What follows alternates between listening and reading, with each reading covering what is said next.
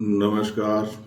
एक बार पुनः आपका करुणा दृष्टि इंद्रजीत बेनीवाल चैनल पर हार्दिक स्वागत करता हूं और आशा करता हूं कि आप भी अपनी जगह पर बहुत ही खुश और मस्त होंगे। आज फिर मैं एक नई वीडियो के साथ आपके सामने हाजिर हूं। आज का जो मेरा विषय रहेगा वो भी युवाओं को और वर्तमान में जो अध्ययनरत विद्यार्थी हैं उनको लेकर के रहेगा और आशा करता हूं कि आप उस पर थोड़ा फोकस करेंगे और अपने जीवन को सुधारने का प्रयास करेंगे।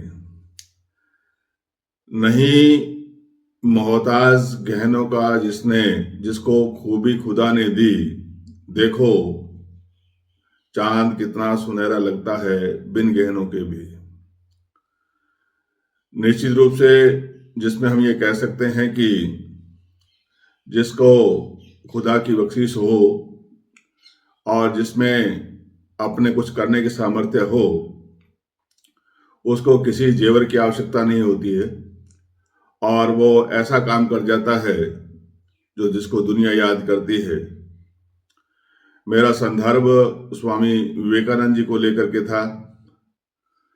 स्वामी विवेकानंद जी इस भारत राष्ट्र के लिए एक ऐसे युवा उनके प्रेरणा स्रोत रहे हैं इन्होंने बहुत कुछ युवाओं को प्रदान किया है और उनका ये ख्वाब रहा था कि अगर युवाओं को सही दिशा में लगाया जाए तो निश्चित रूप से देश की कायाकल्प हो सकती है।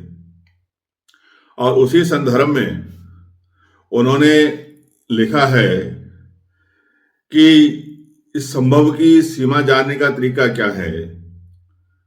संभव की जो सीमा है उसको हम कैसे जान सकते हैं, तो उन्होंने बहुत ही सही वाक्य लिखा जो मेरे जहन में उतर गया। उन्होंने लिखा कि संभव की सीमा जानने का एक ही तरीका है, असंभव से भी आगे निकल जाना। ये जो लाइन थी ये कहीं न कहीं मेरे मन मस्तिष्क को छूती हुई चली गई। उनके कहने का इस लाइन के अंदर भावार्थ यही है कि अगर आप आगे बढ़ना चाहते हैं तो असंभव कुछ नहीं है, उससे भी आपको आगे निकल जाना है, यानी कड़ी मेहनत करनी है। आपके इरादे पक्के होने चाहिए, आपकी सोच सकारात्मक होनी चाहिए। मनुष्य का संघर्ष जितना कठिन होगा उसकी जीत भी उतनी ही बड़ी होगी, इसमें कोई दो राय नहीं है। स्वामी विवेकानंद जी के आज के इस आधुनिक युग में हम सभी के लिए प्रेरणा स्रोत है, इसमें कोई दो राय नहीं है। हमारे जीवन की आशा की एक नदी के समान है। उनके द्वारा दिए गए ओजस्वी भाषण, उनके द्वारा कही गई ओजस्वी बातें आज भी जब स्वामी जी के चेहरे की ओर हम देखते हैं तो ऐसे लगता है कि साक्षात हमें वो कुछ हमारे अंदर जोश भर रहे हैं। तूफानों से लड़ने वाली बात करने वाले ये महापुरुष से हमें प्रेरणा लेनी चाहिए और आगे बढ़ना चाहिए। शब्द गौण है, वास्तव में शब्द गौण है। हमारी जो भी सोच होगी और जो भी हम हैं वो हमारी इस सोच का ही परिणाम है। और उन्होंने इस बारे में कहा भी है कि शब्द गौण है, विचार रहते हैं और वे दूर तक जाते हैं और भारत एक युवाओं का राष्ट्र है।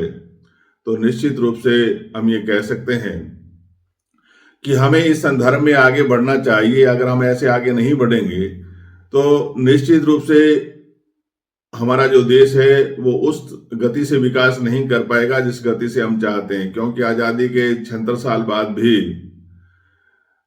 हम ये कह सकते हैं कि वो विकास हमारे अंदर नहीं है जिस विकास की हम अपेक्षा रखते थे। आज भी इसके कई कारण हैं, जैसे मैंने पहले भी जिक्र किया था। इसके पीछे कारण भ्रष्टाचार भी है, बेरोजगारी भी है, बढ़ती हुई जनसंख्या भी है, घटते हुए जोत के आकार भी हैं। ये सभी जो कारण हैं वो कहीं ना कहीं हमें प्रभावित करते हैं। लेकिन हमारा जो देश है वो विभिन्न प्राकृतिक संसाधनों से भरपूर है और उसके अंदर हम जैसा चाहें वैसा कर सकते हैं। हमारे अंदर सकारात्मक भाव का होना बहुत जरूरी है और सकारात्मक सोच के जरिए ही व्यक्ति अपने जीवन में कुछ कर सकता है। अगर वो ऐसा नहीं करता है तो निश्चित रूप से हम ये कह सकते हैं कि अगर आप सोच नहीं बदलोगे तो आप कामयाब नहीं होंगे। आपका पथ है, पथ पे आप अडिग रहिए, अडिग होने के कारण ही आप आगे बढ़ेंगे।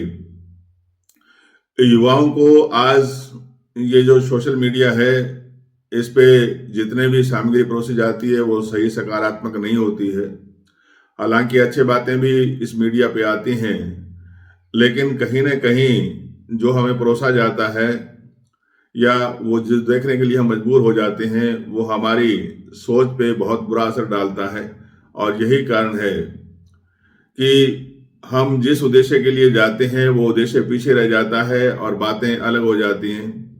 वर्तमान समय में अगर मैं प्रयागराज कुंभ मेले की भी बात करूं, तो जो हमारा उद्देश्य था वो गौण हो गया और हम किसी दूसरे कार्य में वहां लगे हुए हैं। मैं उसका जिक्र नहीं करना चाहूंगा, आप भली भांति समझते हैं। तो कहने का मतलब ये है कि मीडिया को जो चीज दिखानी चाहिए थी, जिसका प्रचार और प्रसार किया जाना चाहिए था, उससे भटक करके वो किसी अन्य चीज के पीछे लगा हुआ है, जो कि कहीं भी आज के समाज के लिए उचित नहीं है।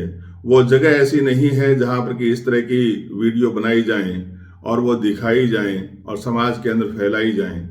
मात्र आप किसी उद्देश्य को लेकर के, जिस उद्देश्य को लेकर के वो यज्ञ हो रहा है, उस यज्ञ की भावना को, उसकी प्रतिष्ठा को, उसकी मान और मर्यादा को हमें ध्यान में रखना चाहिए। हाँ, ठीक है कि आपके हाथ में मोबाइल है, आपके हाथ में कैमरा है और आप इसका इस देश के अंदर, क्योंकि आपको आज़ादी है, स्वतंत्रता है और आपके पास मौलिक अधिकार हैं, तो उनका गलत फायदा उठाना भी उचित नहीं है कि आप समाज को इस तरह की चीजें परोसोगे जिसमें कि जो समाज है वो किसी दूसरी ओर जाएगा, उसका ध्यान दूसरी ओर भटकेगा। जो हमारा उद्देश्य है, जो वास्तविकता है, जिसको हमें जानना चाहिए कि इसके पीछे क्या उद्देश्य है कुंभ का, वो हम नहीं जान पाएंगे। और यही कारण है कि हमें फिर से स्वामी विवेकानंद जी याद आते हैं और धार्मिक जो उन्होंने अमेरिका के अंदर जो बातें कही थी या उसको लेकर के उसने तहलका मचाया था, वो कौन सोच सकता था। आज हम क्या हैं और वो क्या थे, इसका आत्मविश्लेषण करना चाहिए। और आत्मविश्लेषण नहीं करेंगे तो निश्चित रूप से जो हाल आज कुंभ में सोशल मीडिया ने कर रखा है, वही हाल हमारा समाज का होगा और आने वाली पीढ़ी हमें बहुत कोसेगी कि आपने हमारे लिए क्या किया था। आशा करता हूँ कि आप स्वामी विवेकानंद जी से के जीवन से अच्छी शिक्षा लेंगे और शिक्षा लेकर के उनके कहे हुए विचारों पर असंभव को संभव बनाने का हर समय प्रयास करेंगे। जय हिंद, जय भारत।